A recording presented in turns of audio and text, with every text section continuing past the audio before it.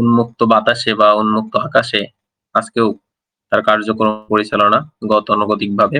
আজকে যেহেতু আমরা শুরু করছিলাম জাস্ট টাইমে, কিন্তু নেট ইস্যুর জন্য আমাদের মিটিং রুমটা কিছু সময় অফ রাখার পর আবারও আমরা নতুন করে চালু করে ইনশাল্লাহ এখন খুব ভালো মুহূর্ত যাচ্ছে বা ভালোভাবে আমরা মিটিং রুমটা চালু করতে পারছি। ধন্যবাদ জানাই সবাইকে, ধন্যবাদ জানাই আমাদের টেলিটক টেলিগ্রাম অ্যাপসটাকে। তো ধন্যবাদ প্রথমে জানাই আমাদের সিও স্যারকে, তিনি অ্যাশমোকর স্যারকে, যে ইতিমধ্যে কিন্তু আমরা একটা পপ আপ না সরি আমরা একটা আপডেট পেয়েছি। সেটা হচ্ছে আমাদের যে লিংক ইনক্রিজ দা লিংকটা কিন্তু ডে বাই ডে তার বৃদ্ধি পাচ্ছে।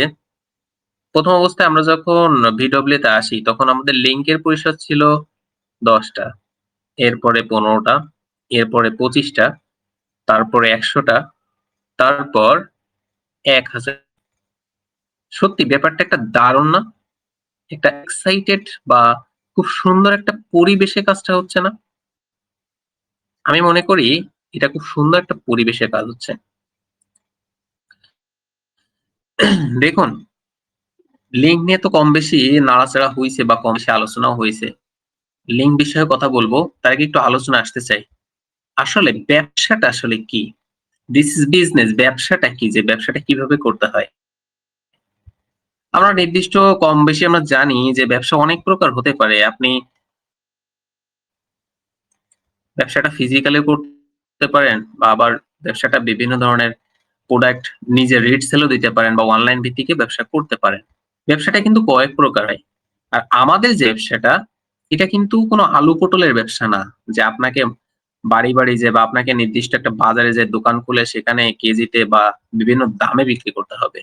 এই লিঙ্কের মূল্য আজকে হয়তো আমরা স্বাভাবিকই বুঝতে পারছি না যে আসলে লিঙ্কের মূল্যটা কতটুকু হতে পারে।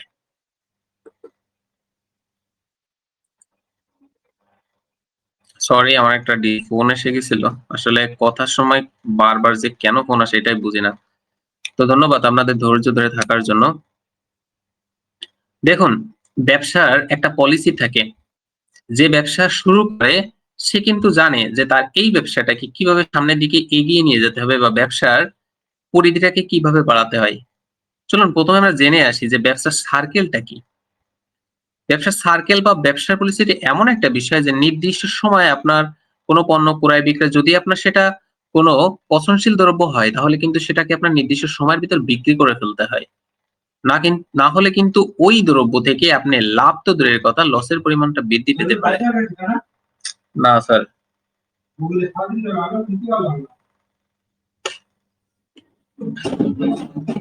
কথার সময় এত ডিস্টার্ব। সেক্ষেত্রে কিন্তু ওই পণ্যটা থেকে আপনি লাভ করতে পারবেন না, লসের ভাগিদারটা বেশি হতে হয়। কিন্তু আমাদের যে বিষয়টা এখানে কিন্তু কোনো আলু পটল না যে আপনাকে এই পণ্যটা বিক্রি করতে হবে, নির্দিষ্ট একটা মেয়াদ থাকবে। দেখুন ডে বাই ডে আমাদের একটা আনলিমিটেড পজিশনে আমরা চলে যাচ্ছি। তাহলে ব্যবসার সার্কেলটা বৃদ্ধি করতে হলে অবশ্যই আপনার এখনকার যে কাজের পরিস্থিতি, এখনকার আপনি যতটুক এই বিষয়ে জ্ঞান অর্জন করছেন সামনের দিনে আপনাকে একটু বেশি জ্ঞান অর্জন করা দরকার। কারণ কিছু সময় আগে আমাদের স্যার বলছিলেন যে আমরাও কিন্তু প্রোডাক্ট পারচেজ করবো এবং আমরাও কিন্তু কোম্পানির একজন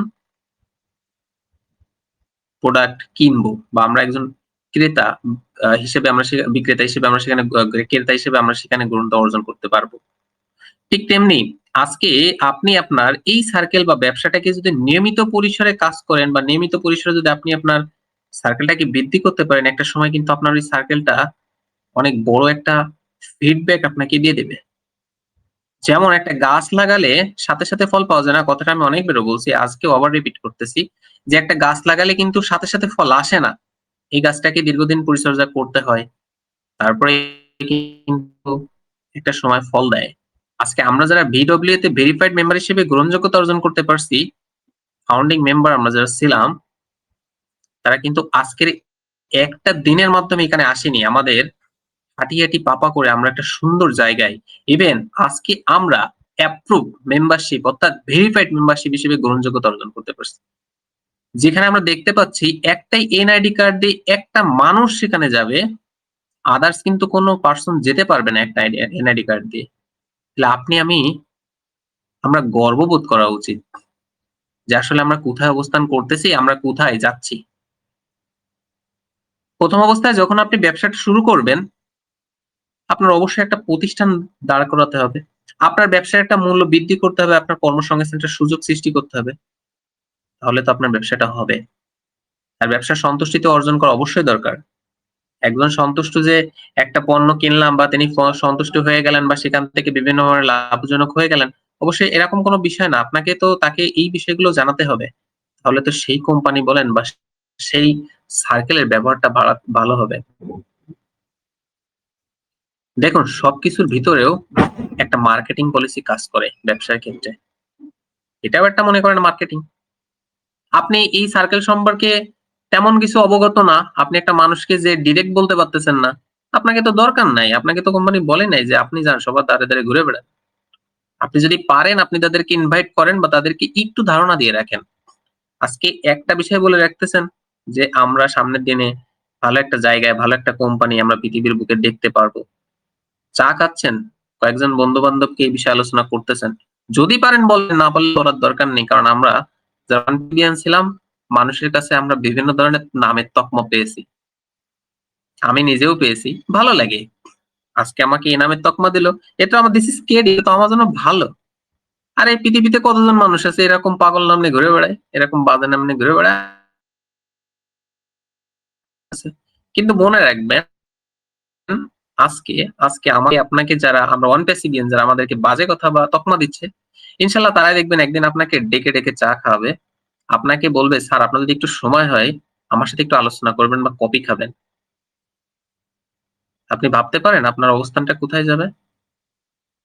যে যা বলে বলুক, I don't care ভাববেন, সমস্যা নেই। সার্কেল ১০, ১৫, ২৫, ১০০ আর ১০০০ এগুলো অবশ্যই দরকার। আমরা বুঝতে পারতেছি কোম্পানি কিন্তু ঘুমায় নাই। পর্দার আড়ালে সে তার কাজ সম্পূর্ণরূপে ধারাবাহিকভাবে ধাপে সামনের দিকে এগিয়ে নিয়ে যাচ্ছেন। এটা কি আমাদের জন্য বড় একটা পাওয়া না? obviously পাওয়া। শুধু কি মানি থাকলেই পৃথিবীতে সবকিছু অর্জন করা সম্ভব হয়? তাহলে তো সে সুকান্ত ভট্টাচার্যের মতো কথা বলতেই হবে যে ১৯ মানে না কোনো বাধা।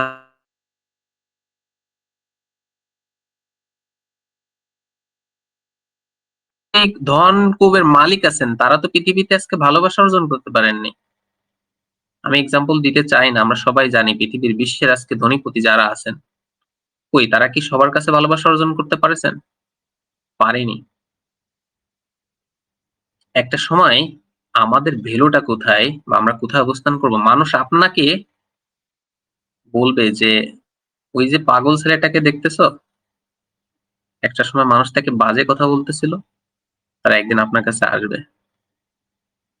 আমাদের বজলুর রহমান স্যার রশিদুল ইসলাম স্যার বলতেছিলেন, রাশিদুজ্জামান বজলুর রহমান স্যার বলতেছিলেন যে, "আপনাকে বাসায় দাওয়াত করে খাওয়াবে।" হ্যাঁ, এটা আমি বিশ্বাস করি বা আমি এটা মানতে পারি। কারণ আমি ডিপলি চিন্তা ভাবনা করতেছি কোম্পানিকে নিয়ে। আর আজকে যারা হায় উতাস করতেছেন, বলতেছেন যে আরো কত এভাবেই চলতে থাকবে। আমি বলব আপনি আপনার জায়গা থেকে 100% পজিটিভ না। আপনি নিজেকে এখনো বুঝাইতে পারেননি যে কোম্পানিটা কি। তাই এই ধরনের মন মানসিকতা নিয়ে এখনো যারা আছেন মাইন্ডসেটআপটা চেঞ্জ করা অতীব জরুরি। কারণ আজকে যে আপনি ব্যবহারটা যাদের সাথে করতেছেন আগামী দিনে এই ব্যবহারের ফিডব্যাক কিন্তু আপনি পাবেন।